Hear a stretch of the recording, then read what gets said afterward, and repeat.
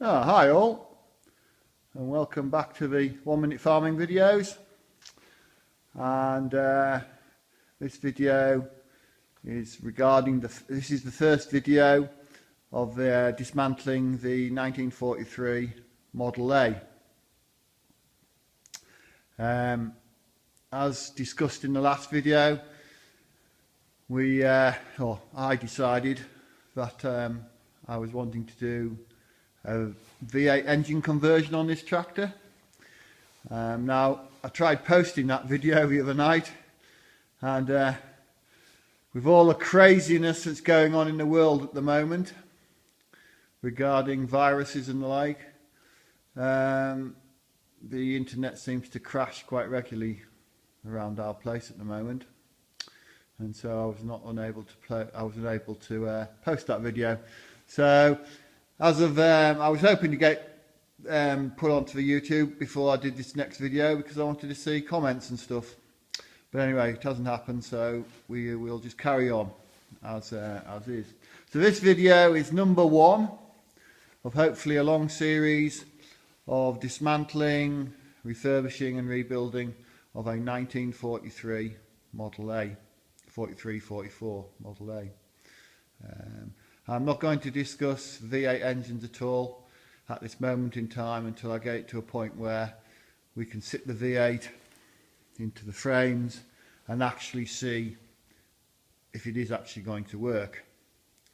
As I said in the previous video, if it isn't going to work, then the tractor will be restored with its original engine and as a hand start tractor, hand start engine, etc. So the first thing that I did last night was to remove the medallion on the, because we want to remove the bonnet ultimately, and so the first thing I did was take the medallion off, which was in reasonable condition. So that's basically the 2 studs at the back and the one on the front here, which revealed a rather heavier looking steering box on the top here, and heavier gears. As I say, very similar to the Model B, just heavier. It does seem to have, when I put a lever against the nut here and the housing, it does seem to have a little bit of play in it, which would explain why we have so much play in the steering column. Now we're going to have to remove the steering column to get the bonnet off, the hood off. So this set of this gear, bearing cover here will have to be removed, and then the steering shaft will draw out this way. Remember, be careful with the bearings in here, the one on the back, but it doesn't get fouled up anywhere when you're pulling the shaft out. And remember to catch this one when it comes off the housing, because there will be a loose bearing there. So it's fairly simple. 2 bolts out, take the housing off, shaft draws out. Beware of the bearings though. They are quite delicate if they're complete, because sometimes these bearings can be a bit jiggered. And so the next thing I did was to remove the 2 side screens, covers, which are whatever you wish to call them. They were, as I suspected over here, quite rotten, and they're not in a very good condition at all, and so we'll not be going back on the tractor. I do have 2 replacements in much better condition, albeit I suspect they are copies and not original, but I saw them for sale, and I thought they'd be worth picking up with this tractor in mind. And so so we removed those. The hood is starting to show its true nature in how much damage is done on it. These edges are very badly rotted, so this day will need some addressing. I do see we have some expansion of this top joint here. I would guess it's through rust. We do have a split there, which will have to be addressed.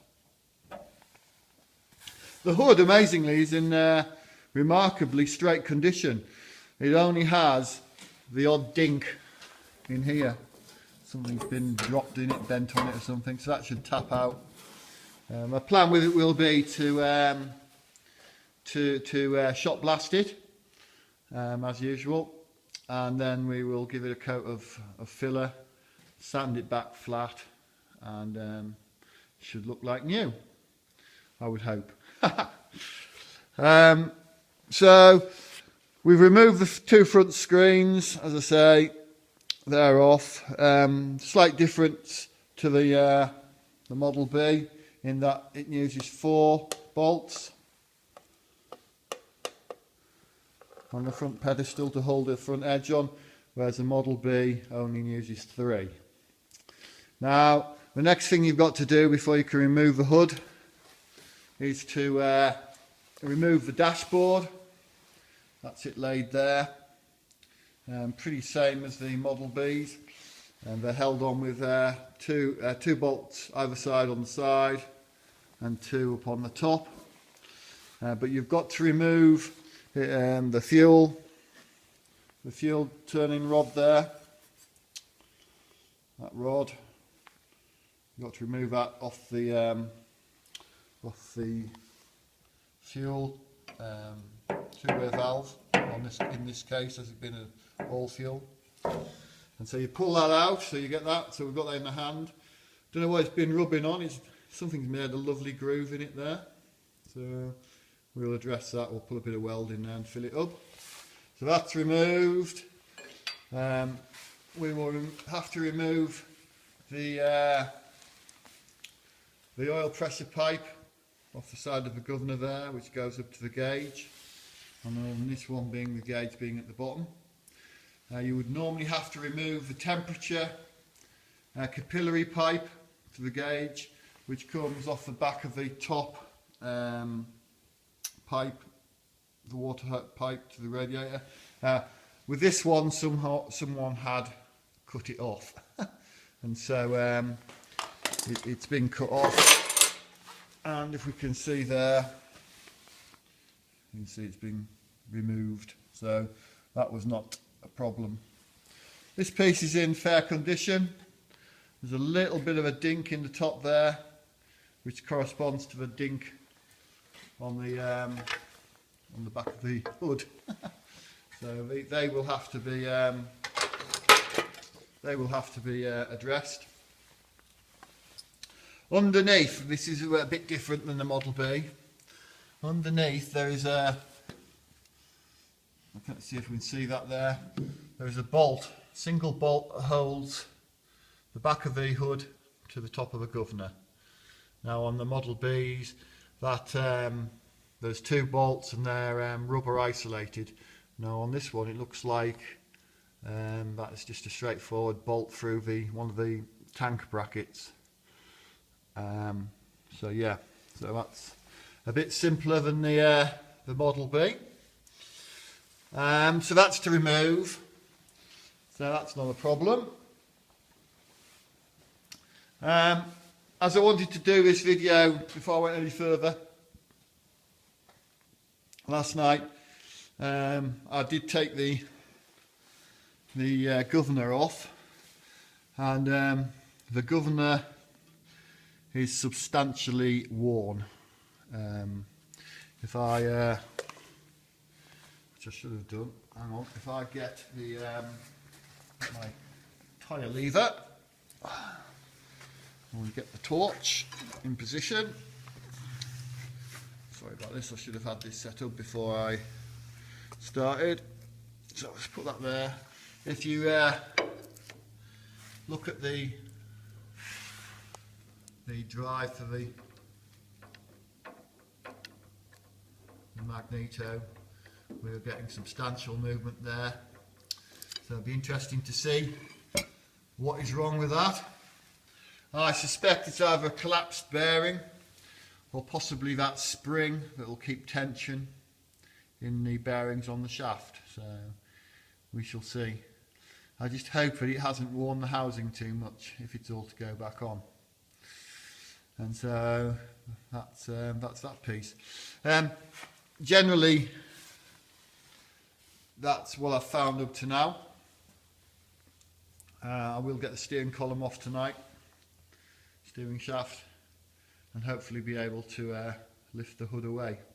And then I can remove that god-awful looking attempt at a muffler and that poor attempt of a rotten old air stack. Yeah. So that's roughly where we are at the moment. Yeah, it's coming to bits quite well actually. There's nothing up to now. I've taken the bits that's been seized or proved to be a problem anyway. The only interesting thing was that a lot of the screws that held the hood on were all stainless steel, and which made them easy to come off. I suspect they originate from probably a ship's chandlers, with them being stainless steel. As I say, this tractor did come from a village in Devon, which was right near the coast. What I did forget to say in that video last night was the guy told me that he felt that I don't know why he felt it had been, he must have had some knowledge of it, that he did believe that the tractor had come out of Ireland before it came into Devon. So whether it was shipped to Ireland as its first port of call from America, who knows. As I say, the serial number that we have is extremely sketchy. It was hanging off, so I took it off, but it is in a poor condition. But the first two letters do suggest that it's a 1943-44 model. But I was going by the seat, which being a 7-hole seat also drops it in that period. So there we are. So hopefully, without too much of a fight, I should get the hood off tonight. Okay then, hope that's of interest. Thank you, bye.